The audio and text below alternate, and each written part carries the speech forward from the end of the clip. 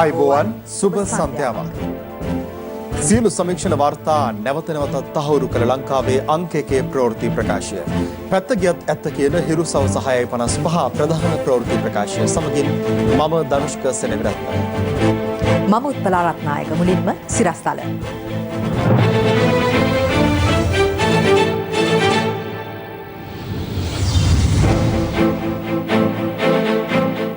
බුදුන්ගේ දළදා ධාතුන් නිදන් කළයි සැලකෙන ඓතිහාසික ස්තූපයක් සොයාගැනේ. නීති විරෝධී වත්කම් සහ බුද්ධිමය දේපල වැරදි සම්බන්ධයෙන් සෙවීමට නව ඒකකයක්. කෝටි 37ක මුදල් හෝමාරු වූ ටයිල් චමින්දගේ ගිණුම. අදත් කොරෝනා ආසාදිතයන් 11ක් හමුවේ. හිඟුරක්ගොඩ පොලිසිය 13කුත් නිරෝධායනයට. කුරුණෑගල රාජ්‍ය සභාව විනාශ කිරීම ගැන පොලිස්පති වාර්තාවක් ඇඳවයි. නවීන්ගේ දේශපාලන ඉලක්කය. දැන් මම පක්ෂයේ ඉන්නවා 3 හෝ 4ට මම ඉන්නවා. මට ඕනේ පක්ෂයේ පළවෙනිය වෙන්න. මං හිතනවා මට පුළුවන් කියලා පක්ෂේ නායකයා වෙන්න. ඓතිහාසික විල්ගම් වෙහෙර රජමහා විහාර පරිසරයේ සිදු කළ කැණීම් වලින් මෙරට ශාසන ඉතිහාසය සම්බන්ධ වැදගත් සාක්ෂි කිහිපයක් අනාවරණ වී තිබෙනවා. පුරාවිද්‍යා බලධාරීන් සඳහන් කළේ බුදුන් වහන්සේගේ දළදා ධාතුන් නිදන් කොට තනා ඇති බවට සැක කළ හැකි ස්තූපයක් පිළිබඳවත් ඒ අනුව කරුණු හෙළිදරව් වී ඇති බවයි. දවසේ පුවත. සේරුවිල එක් කෙළවරක පිහිටි ඓතිහාසික විල්ගම් වෙහෙර රජමහා විහාරයයි මේ. පාලි ධාතු වංශය, සිංහල ධාතු වංශය වැනි ඓතිහාසික වංශ කතාවල සඳහන් වන්නේ සෝමාදේවිය සහ ගිරි අබා රජු විසින් විල්ගම් වෙහෙර රජමහා විහාරයේ සෝමනුවර ස්තූපය කර වූ බවටයි. එම පරිසරයේ පුරාවිද්‍යා දෙපාර්තමේන්තුව සහ මධ්‍යම සංස්කෘතික අරමුදල ඒකාබද්ධව වසර 2ක් තිස්සේ කැණීම් සිදු කළා. එහිදී පුරාවිද්‍යාත්මක සාක්ෂි හමු වී ඇත්තේ ක්‍රිස්තු පූර්ව 2 දක්වා තිබෙන ඉතිහාසයක් මෙම සෝමනුවර සෑයට උරුම කර දෙමින්. මේ දාගැබ ක්‍රිස්තු පූර්ව වකවානුවේ හැදුණු දාගැබක් විය හැකියි. මොකද මේ මුල්ම දාගැබවල තිබුණේ උඩින් ඡත්‍රය යශ්‍රී වගේ අංග ඒවයේ සාධක තියෙනවා. අවුරුදු 3කදී මේ ස්ථානය සංවර්ධනය වුණා, විකාශනය වුණා කියන කරුණ දැන් පුරාවිද්‍යානුකූලව හෙළිපෙහෙළි වෙලා තියෙනවා. ඒ අනුව මෙම ස්තූපය බුදුන් වහන්සේගේ දකුණු දළදා වහන්සේ නිදන් කොට තනා ඇති බවට විශ්වාස කරනවා. ඊට අදාළ සාධක කිහිපයක්ද පුරාවිද්‍යා නිලධාරීන් විසින් මෙලෙස හෙළිදරව් කෙරුණා. ධාතු අංශයේ සඳහන් වෙනවා සේරුවිල කෙළවර පැරණි සෝමනුවර කිරියබා රජතුමා විසින් දකුණු දළදාව නිදන් කරලා ස්තූපයක් කෙරුවයි කියලා. දැන් අපි දන්නවා මේ සේරුවිලේ වතුර ඇතුල් වෙන්නේ දකුණු දිශාවෙන්. වතුර පිට වෙන්නේ උතුරු දිශාවෙන්. ඒ කියන්නේ සේරුවිල කෙළවර කියන්නේ උතුරු පැත්ත. ඒතකොට සේරුවිල උතුරු පැත්තේ තියෙන එකම ස්තූපය තමයි මේ ස්තූපය. ධාතු අංශයේ තව සඳහනක් තියෙනවා. කාවන්තිස්ස රජතුමා සේරුවිල මංගල මහා සෑය සංඝ සතු කර පූජා කරන්න සෝම නුවර ඉඳලා පෙරහරකින් සන්ධ්‍යා භාගී පිටත් වෙලා සේරුවිල ස්තූපයට කරවල වැටෙන්න කලින් ගියයි කියලා. ඒ කියන්නේ සෝම නුවර කියන ස්ථානය පිහිටන්න ඕනේ සේරුවිල ස්තූපයට බොහොම කිට්ටුව. ඉතින් අපිට අනුමාන කරන්න පුළුවන් මේ පැරණි සෝමනුවර ඉදි කරපු දකුණු දළදා වහන්සේ නිදන් කරපු ස්තූපය බොහෝ විට මේ අපි කැණීම් කරන මේ ස්ථානයේ වෙන්න පුළුවන්. කෙසේ වෙතත් බුදුරජාණන් වහන්සේගේ දක්ෂිණ දළදාව මෙම ස්ථානයේ නිදන් කර තිබුණේද යන්න තහවුරු කර ගැනීම සඳහා තවදුරටත් පර්යේෂණ සහ කැණීම් සිදු කිරීම අවශ්‍ය වනවා. මේක දැන් තව දාගැබ ප්‍රතිසංස්කරණ කටයුතු අවසానයි. නමුත් අර මළුවේ තියෙන මළුව සහ වටා තිබෙන ප්‍රාකාර සංරක්ෂණය කිරීමට අවශ්‍යයි. දෙපාර්තමේන්තුව ඉදිරියේදී මධ්‍යම සංස්කෘතික අරමුදල සමග අත්වැල් බැඳගෙන මේ ස්ථානයේ ඉදිරි කටයුතු කරන්න අපි තීරණය කළා තියෙනවා. දවසේ පුවත. කොරෝනා වෛරසය පැතිරීම වළක්වන්න සබන් යොදා දෑත් සෝදන්න. ඒෂියා බැංකුව සැබවින්ම ශ්‍රී ලාංකේයයි. ඇදහිය නොහැකි මිලකට.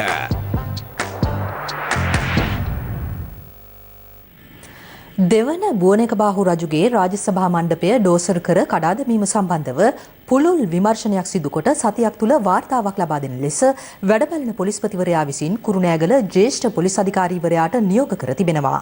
පොලිස් මාධ්‍ය ප්‍රකාශක ජ්‍යෙෂ්ඨ පොලිස් අධිකාරී ජාලිය සේනාරත්න මහතා පැවසුවේ මෙම සිදුවීම සම්බන්ධව මාර්ග සංවර්ධන අධිකාරියට සහ නාගරික සංවර්ධන අධිකාරියට එරෙහිව පොලිසිය කුරුණෑගල මහේස්ත්‍රාත් අධිකරණයට කරුණු වාර්තා කර ඇති බවයි.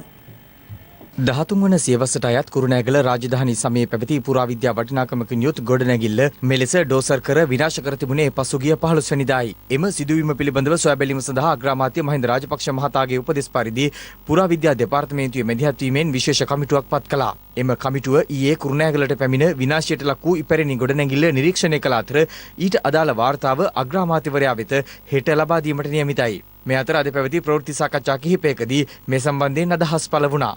නගරාධිපතිවරයා කියනවා මේක මේ අබුවනේක බාරජතුමා නෙමෙයි කුලියට ගත්ත හෝටලේ අයිතිකාරයාගේ පුතාගේ නම කියලා. මාර කතාවන්නේ පුදුම ලෝකේ හිනාසන කතාවක් නෙවෙයි කියන්නේ. පුරාවිද්‍යාත්මක දේපලක් විනාශ කිරීමට තැත් කිරීම හෝ වෙන යමකට යුක්තක් කිරීම දඬුවම් ලැබිය හැකි වරදක්. දඬුවම මොකද්ද?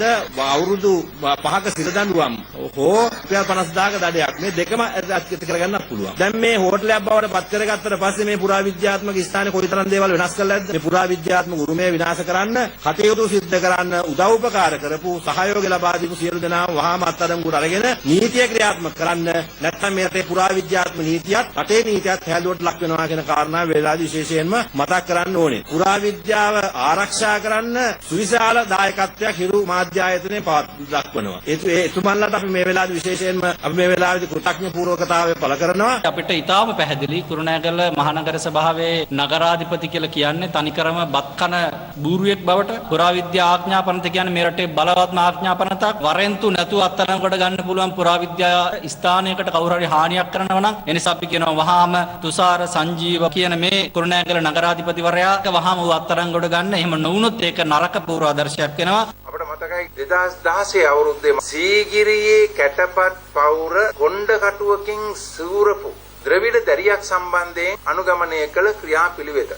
ඇයට අවුරුදු 2ක සිරදඬුවමක් නියම වුණා මතක ඇති. සාමාන්‍යයෙන් අප ලබා නොදෙන විදියේ තත්වයක් තියෙන නීතිය යටතේ එබඳු බරපතල වරදක් සිදු වී තිබියදී ඇයි පොලිසිය අදාළ නීතිමය අංශ මේ සම්බන්ධයෙන් ක්‍රියාත්මක නොවන්නේ කියන බව තමයි අපි අද ජාතියක් හමුවේ ඉදිරියට ඇවිල්ලා තියෙන ප්‍රශ්නේ.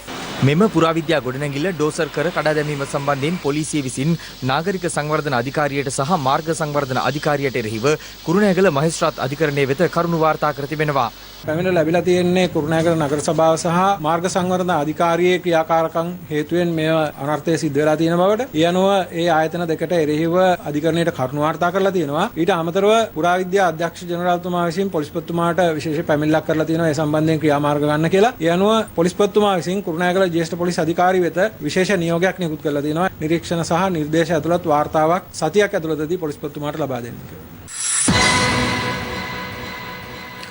COVID-19 වෛරසය ආසාදිතව සිටින නාවික හමුදා සමාජිකයන් දෙදෙනෙකු පූර්ණ සුවය ලබා රෝහල් වලින් පිටව යාමත් සමග වෛරසෙන් සුවය ලැබූ නාවික හමුදා සමාජිකයන් සංඛ්‍යාව 903ක් දක්වා ඉහළ ගොස් තිබෙනවා. ඒ අනුව නාවික හමුදා පොකුර තුල තවදුරටත් රෝහල්ගතව ප්‍රතිකාර ලබන්නේ වෛරසය ආසාදිත නාවික හමුදා සමාජිකයන් 30 දෙනෙක් පමණයි. මේ අතර වෛරසය ආසාදිතව ප්‍රතිකාර ලබමින් සිටි තවත් ආසාදිතයන් 12 දෙනෙකු පූර්ණ සුවය ලබා අද රෝහල් වලින් පිටව ගියා.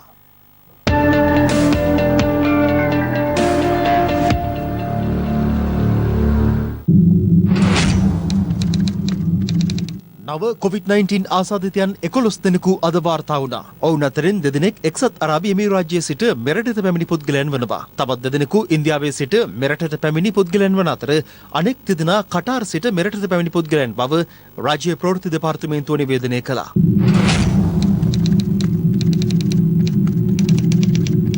ඊයේ දිනේ තුල COVID-19 ආසාදිතයන් 7 දෙනෙකු වාර්තා වුණා. එම රෝගීන් 7 දෙනා අතර කන්දකාඩු පුනරුත්ථාපන මධ්‍යස්ථානයේ ආසාදිතයන්ගේ ආශ්‍රිතයන් 9 දෙනෙකු වාර්තා වුණේ හෝමාගම ප්‍රදේශයෙන්. තවත් එක් පුද්ගලයෙකු ලංකාපුර ප්‍රදේශයෙන් වාර්තා වූ අතර සේනපුර පුනරුත්ථාපන මධ්‍යස්ථානයේ රඳවියෙක් සහ පිලිපීනයේ සිට මෙරටට පැමිණි පුද්ගලයෙකුද ඊයේ වාර්තා වූ ආසාදිතයන් අතර වනවා. ඒ අනුව මෙරටින් වාර්තා වී ඇති COVID-19 ආසාදිතයන් 2715ක් අතුරින් 2035 දෙනෙකු පූර්ණ සුවය ලබා රෝහල් වලින් පිටව ගොස් තිබෙනවා. ඒ අද තවත් ආසාදිතයන් 12 දෙනෙකු පූර්ණ සුවය ලබා රෝහල් වලින් පිටව යාමත් සමගයි. ඒ අනුව තවදුරටත් රෝහල්ගතව ප්‍රතිකාර ලබන්නේ ආසාදිතයන් 669ක් පමණයි. පසුගියදා කන්දකාඩු පුනරුත්ථාපන කඳවුරේ සේවය කරමින් සිට නිවාඩු ලබා දෙහියත කණ්ඩිය දීවිද්දාගම ප්‍රදේශයට පැමිණි යුද හමුදා සෙබලාට වෛරසය ආසාදිත බවට තහවුරු වීමත් සමග ඔහුගේ පවුලේ සමාජිකයන් සහ ආශ්‍රිතයන් ස්වයං නිරෝධායනයට යොමු කෙරුණා. පසුව සිදු කළ PCR පරීක්ෂණවලදී අනාවරණ වුණේ අදාළ යුද හමුදා සෙබලාගේ බිරිඳට සහ දරුවාටද වෛරසය ආසාදනය වී ඇති බවයි. ඒ අනුව සෙබලාගේ බිරිඳගේ ආශ්‍රිතයන් 150 දෙනෙකුගේ PCR පරීක්ෂණ අද දෙහියත කණ්ඩිය දීවිද්දාගම ප්‍රදේශයේදී සිදු කෙරුණා. මේ අතර හිඟුරක්ගොඩ පොලිස් ස්ථානයේ නිලධාරීන් 13 දෙනෙකු ස්වයං නිරෝධායනයට ලක් කර තිබෙනවා. ඒ අතර නිලධාරීන් 10 දෙනෙකු සහ නිලධාරිනියන් 30 දෙනෙකුද වනවා. පැමිණිල්ලක් ගොනු කිරීම සඳහා පසුගියදා හිඟුරක්ගොඩ පොලිස් ස්ථානයට පැමිණි කන්දකාඩු පුනරුත්ථාපන මධ්‍යස්ථානයේ උපදේශකවරයෙකුට COVID-19 ආසාදිත බවට හෙළිදරව් වීම මීට හේතුවයි. මේ අතර කන්දකාඩු කඳවුරේ සේවය කළ යුද හමුදා සෙබළෙකුට වෛරසය ආසාදිත බවට තහවුරු වීමෙන් පසු ඔහු නිවාඩු ලබා කුරුණෑගල තෝරවතුරු ප්‍රදේශයේ සිය නිවසට පැමිණ සමීපව ඇසුරු කළ පවුල් 10කට අයත් පුද්ගලයන් 42 දෙනෙකු ස්වයං නිරෝධායනයට යොමු කළා. ඔවුන්ගේ PCR පරීක්ෂණ ඉදිරියේදී සිදු කිරීමට නියමිතයි. COVID-19 සම්බන්ධයෙන් සිදු කරන PCR පරීක්ෂණ සංඛ්‍යාව ඉහළ දමන ලෙස ඉල්ලා හික්කඩුව ප්‍රදේශවාසීන් අද බස් නැවතුම්පොළ ඉදිරිපිටදී උද්ඝෝෂණයක නිරත වුණා. අම්පාර ප්‍රදේශයේ ජනතාව බහුලව ගැවසෙන ස්ථානවල අහඹු ලෙස තෝරාගත් පුද්ගලයන්ගේ PCR පරීක්ෂණ සිදු කෙරුණා. ඔවුන් අතර පොලිස් නිලධාරීන්, බන්ධනාගාර නිලධාරීන්, පෞද්ගලික රෝහල් කාර්ය මණ්ඩලය, ත්‍රියරුද රථ රියදුරන් ඇතුළු පිරිසක්ද වනවා.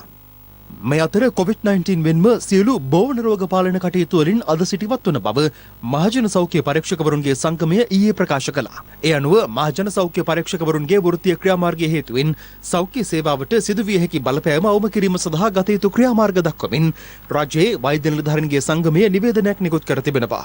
සෞඛ්‍ය වෛද්‍ය නිලධාරීන් විසින් සිදු කරනු ලබන සේවාවන් වඩාත් කාර්යක්ෂම ලෙස ඉටු කිරීම සඳහා වන සියලු පහසුකම් ඒ අය වෙත ලබා දීම අවශ්‍යතාවක් ඇති සෞඛ්‍ය වෛද්‍ය නිලධාරී කොට්ටාශවලට වෛද්‍යවරුන් වැඩිපුර අනියුක්ත කිරීම, COVID-19 රෝග පාලනය සඳහා සෞඛ්‍ය වෛද්‍ය නිලධාරීන්ට අමතරව අවශ්‍ය වන මානව සම්පත් උදෙසා විකල්පයන් හඳුනාගෙන ඒ අය සෞඛ්‍ය වෛද්‍ය නිලධාරීවරුන්ගේ ඍජු අධීක්ෂණය සහ තාක්ෂණික උපදෙස් මත වහාම සේවයේ යෙදවීම යන කරුණු ක්‍රියාත්මක කිරීම යෝග්‍ය බව රජයේ වෛද්‍ය නිලධාරීන්ගේ සංගමය නිකුත් කළ නිවේදනයේ දැක්වෙනවා. කොවිඩ් මර්ධනය ජාතික වශයෙන් කොච්චර වැදගත් වෙනවද කියන කාරණය සැලකිල්ලට අරගෙන මේ තත්ත්වය කළමනාකරණය කිරීම සඳහා සෞඛ්‍ය අමාත්‍යාංශයට සහ රජයට සංගමයක් ලෙස අපිට දෙන්න පුළුවන් උපරිම සහයෝගය දෙන්න තීරණය කළා තියෙනවා. විශේෂයෙන්ම සෞඛ්‍ය වෛද්‍ය නිලධාරීවරු දිවයින පුරා ඉන්න අය මේ වෙනකොට අපිට ආමන්ත්‍රණය කරලා තියෙනවා. අපිට යම් යම් තත්ත්වයන් යටතේ වුණත් ප්‍රශස්ත ලෙස කොවිඩ් මර්ධන රාජකාරිය බිම් මට්ටමේ ඉෂ්ට කරන්න පුළුවන් කියන විශ්වාසය අපි තුල තියෙනවා.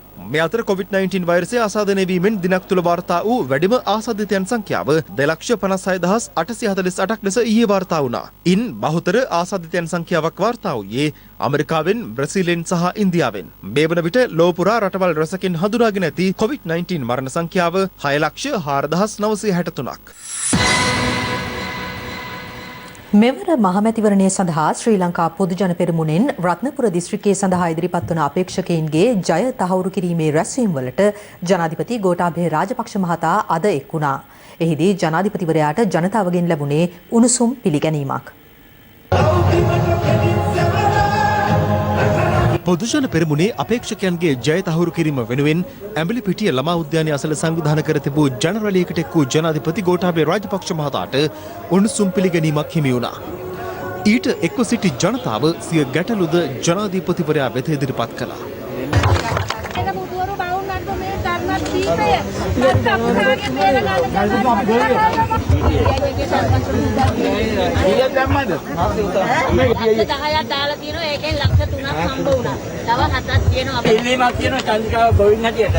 අපිට මේ නොමිනේ පෝර නැතුව රුපියල් 10කට විවෘත වෙන්න පරිදි මොහොර ලබා ගැනීම. අනිත් එක මේ ටීවී එකට කියන්නේ හරි කාරණේ මේ අපිට යහපාලන ආණ්ඩුවෙන් අපේ මැනික් ගැනීම නැති කෙරුවා. ඒක දීලා තියෙනවා.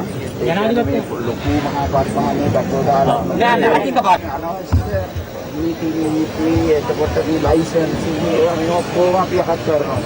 ඇඹිලිපිටිය මහජන ක්‍රීඩාංගණයේ සංවිධානය කර තිබූ ජන රැළියට සහභාගී වූ ගෝඨාභය රාජපක්ෂ මහතාට එහිදී රැකියා ඇතුළු ශේෂ්ත්‍ර කිහිපයක් සම්බන්ධයෙන් ගැටලු ඉදිරිපත් කෙරුණා. තාක්ෂණ වේදී වචන කීප දෙනෙක් ඉන්නවා රැකියා ලැබිලා නැහැ. අනිත් උපාධිධාරී කීප දෙනෙක් ඉන්නවා රැකියා ලැබිලා නැහැ. ඒ ටීම් එක තමයි මේ ඉන්නේ. නෑ ඒ ලැබිලා නැත්නම් මේගොල්ලෝ අර ඉල්ලලා නැති හින්දා වෙලාවට ප්‍රොඩක්ටිව් තැන් වලට යන්න ඕන. උගන්නන්න නිකම් මේ ලියන තැන් වලට ගිහිල්ලා වැඩක් නැහැ. ආර්ථිකයට කොටස්කාරයෝ වෙන උපාධිධාරීන් තමයි ඕනේ. අනතුරුව ගොඩකවිල ප්‍රාදේශීය සභා ක්‍රීඩාංගණයේ සංවිධානය කර තිබූ ජනරැලියට සහභාගී වීමට පැමිණි ජනාධිපතිවරයා පිළිගැනීම සඳහා පාසල් සිසුයන් පිරිසක්ද පැමිණ සිටියා. ඉස්කෝලේ පටන් ගන්න ඕනේ ඉක්මනට. ඔයගොල්ලන්ට දැන් කම්මැලියද?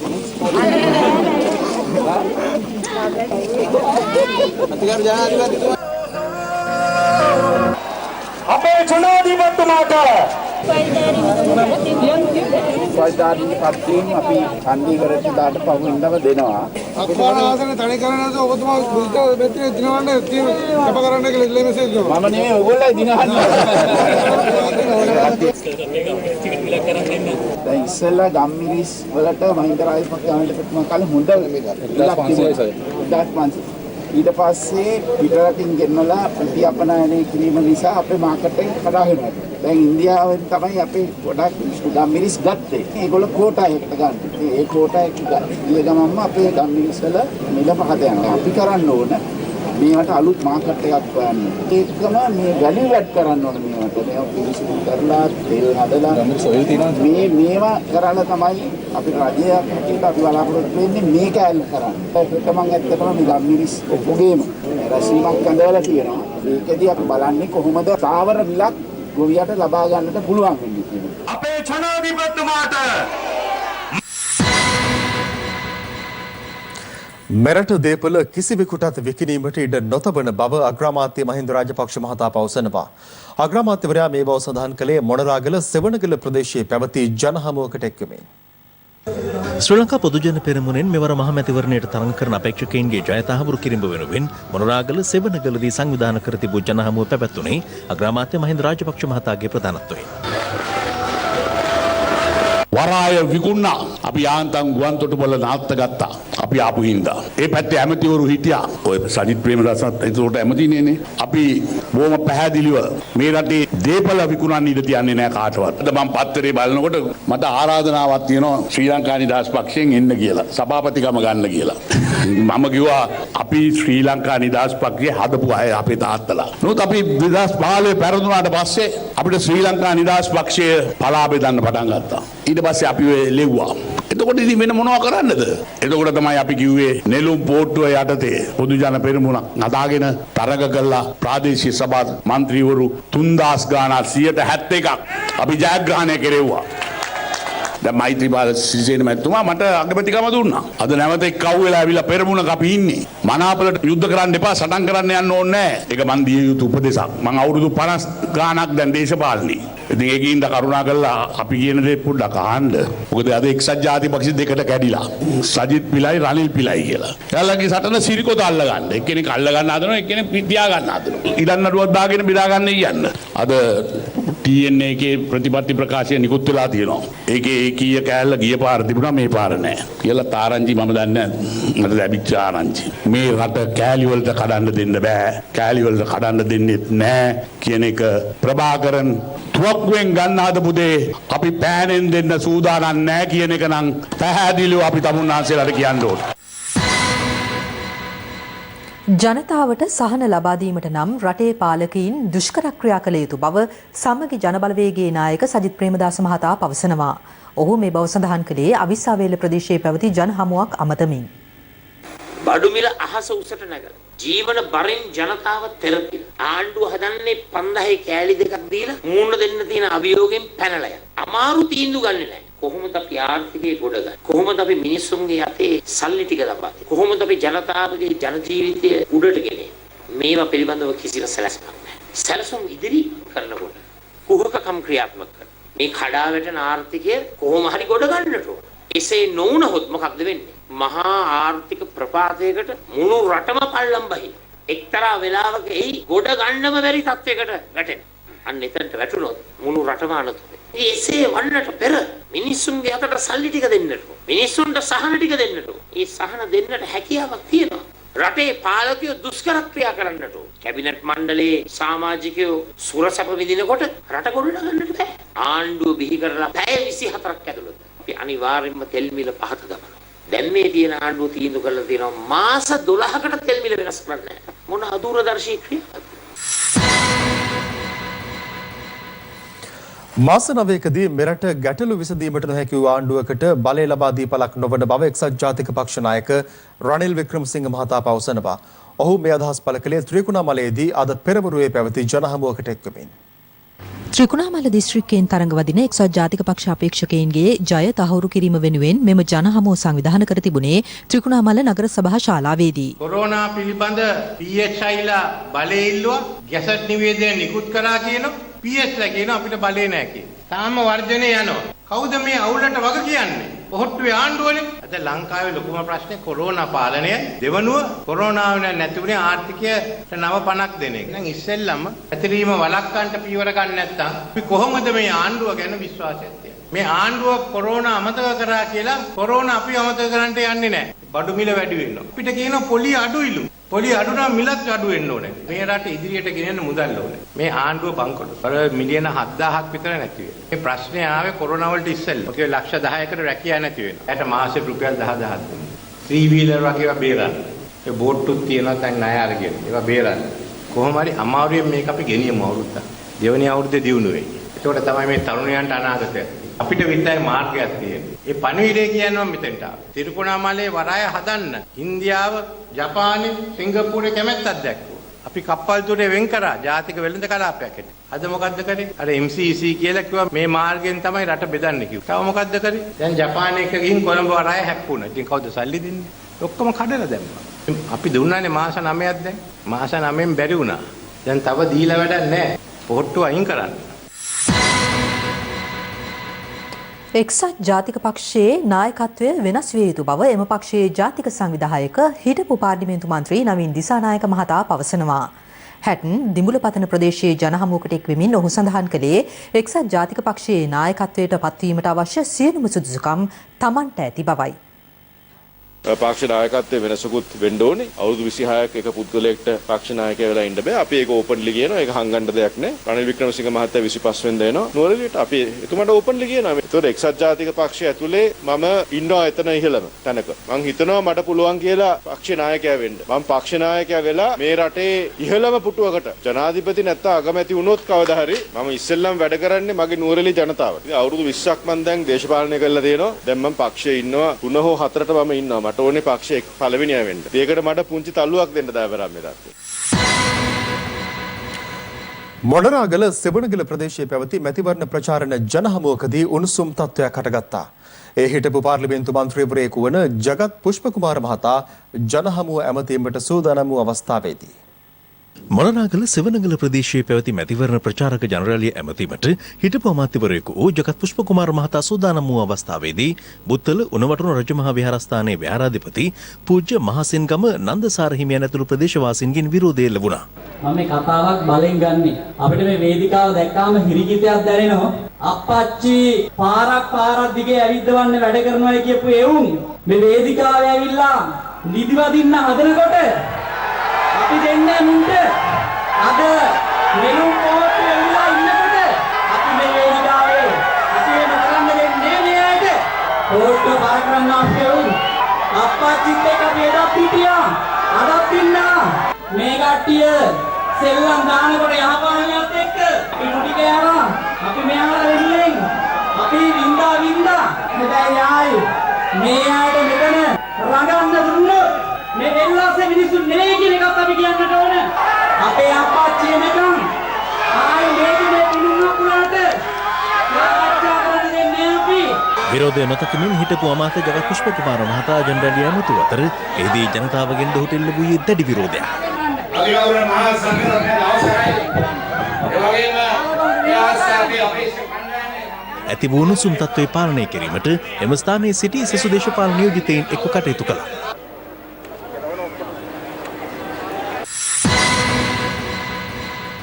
උණුසුම් වන දේශපාලන වේදිකාවේ පක්ෂ විපක්ෂ දේශපාලනඥයින් පළ කළ අදහස් කිහිපයක් දැන්.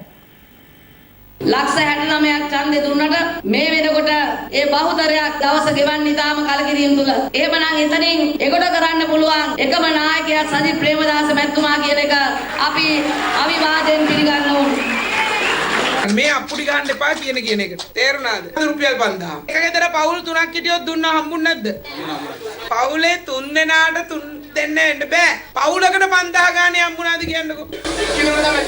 එහෙම තමයි ඉතින්. කොරෝනා වෛරසය පිළිබඳව තාම හරියට ආණ්ඩුව පණිවිඩයක් දෙන්නේ නැහැ. ඉස්කෝල කල් දානවා. ඒ කල් දානකොට ඇයි කල් දාන්නේ මොකද්ද කියන එක අපිට දන්නෙත් නැහැ. ඒ නිසා මම තමුන්නාන්සලට කියන මේ ආණ්ඩුවට මේ රටේ ආර්ථිකය හදන්න තමුන්නාන්සලගේ අතමිට සරු කරන්න හැකියාවක් නැහැ. ගෝඨාභය මහත්තයාගේ සෞභාග්‍ය දැක්ම තමයි අපේ අත්පොත බවට පත් වෙන්නේ අගෝස්තු 5න් පස්සේ. මේ වචනයක් අකුරක් කිස්පිල්ලක් පාපිල්ලක් නැර ක්‍රියාත්මක කරන්න කියන සටන අපි අගෝස්තු 5 වෙනිදා ඉඳලා ආරම්භ කරනවා. අපි ඒක කඩාකප්පල් කරන්නේ නැහැ. මහින්ද මහත්තයාට 3-2 බලයක් මේ පාර්ලිමේන්තුවේ ගන්න බෑ. හැබැයි එක්සත් ජාතික පක්ෂයෙන් සජිත් පිලෙන් ඒ කට්ටිය බිලී බානවා. ඊට වැඩිය හොඳයි ඒ ඡන්ද ටික කෙලිම මහින්ද මහත්තයාලට දීලා දාන්න. ඇයි? එතකොට ඉතින් දැනගෙනනේ දුන්නේ මේ පැත්තට යනවා කියලා. මොකද වයි වංගු දාලා ගෙනියන්නේ. ශ්‍රී ලංකා නිදහස් පක්ෂය අපේ පක්ෂයේ පුදුදන පෙරමුණේ පාර්ශ්ව කරුවෙක් පමණයි. මම හිතන්නේ ශ්‍රී ලංකායක වෙන් වුණත් අපිට පාර්ලිමේන්තුවේ බහුතරය අපිට තියාගෙන වැඩ කටයුතු කරන්න පුළුවන් කියන විශ්වාසය අපිට තියෙනවා. ඒ අයට ඕනේ මේ ආණ්ඩුවක් හදන්න නෙමෙයි. අරයාගේ කකුලෙන් ඇදලා මෙයාගේ කකුලෙන් ඇදලා අරයා පරද්දලා මෙයා පරද්දලා උඩට එන්න. දුර්වල මිනිස්සු තමයි අපේක්ෂකයන්ට බනින්නේ. දැන් මේ අලියට හුලං ගහන කට්ටිය කියන තව කතාවක් නේ. රාජාලියට වෙච්ච වැඩේ මතකද? අන්තිමට රාජාලියා පච වෙලා කිච වෙලා අන්තිමට අපේ අස්සට රිංගුවා නේද? ඕක කියනවනේ. රාජාලියා කියන්නේ 100ක් විතර හිටපු කණ්ඩායමකින් 10ක් 12ක් හැදලා එළියට ගියා. සමගි ජන බලවේගය කියලා කියන්නේ 100ක් විතර හිටපු කණ්ඩායමෙන් 10ක් 12ක් විතර තියලා 80ක් 90ක් එළියට ආවා. දැන් බලන්න 20යි 20 දී හරියට වෙලාව බලන්නේ නැතුව එතුමා ඉදිරිපත් වුණා. වාහනේ හප්පගත්තා. දැන් වාහනේ කොච්චර අලුත් වාහනයක් වුණත් හැප්පුණාම වටිනාකම අඩු වෙනවා. දැන් මේ ඉදිරි මහමැතිවරණේ ආයෙ හප්පගත්තොත් වෙන්නේ නැවතත් වටිනාකම් අඩු වෙනවා. ගෝඨාභය රාජපක්ෂ ජනාධිපතිතුමාගේ ආණ්ඩුවෙන් ගාල්ල ජනතාවට යුතුයකම් ඉෂ්ට කරලා දෙන්න රමේෂ් පතිරනාත් මොහාන් පේදසිල්වත් පෙරමුණ ගැන කටයුතු කරනවා. සමහරුන්ට ඕන කරනවා මුළු ලංකාවෙන්ම වැඩිම මනාපගත් එක්කෙනා වෙන්න. ඒක මානසික රෝගියක්. ඊළඟ කියනවා මටයි අහවලාටයි දෙන්න කියලා. ඒතර අනිත් මිනිස්සු කොහොමද දේශපාලනය කරන්නේ? දේශපාලඥයෙක් පොළොන්නරුවේ හැදීගෙන ආව නම් දැල්ල කඩලා දාන. ඒ දැල්ල කඩලා දාන නිසා තමයි පොළොන්නරුවට නායකයෙක් නැති වුනේ. ඒතකොට පහුගිය අවුරුදු 30ෙම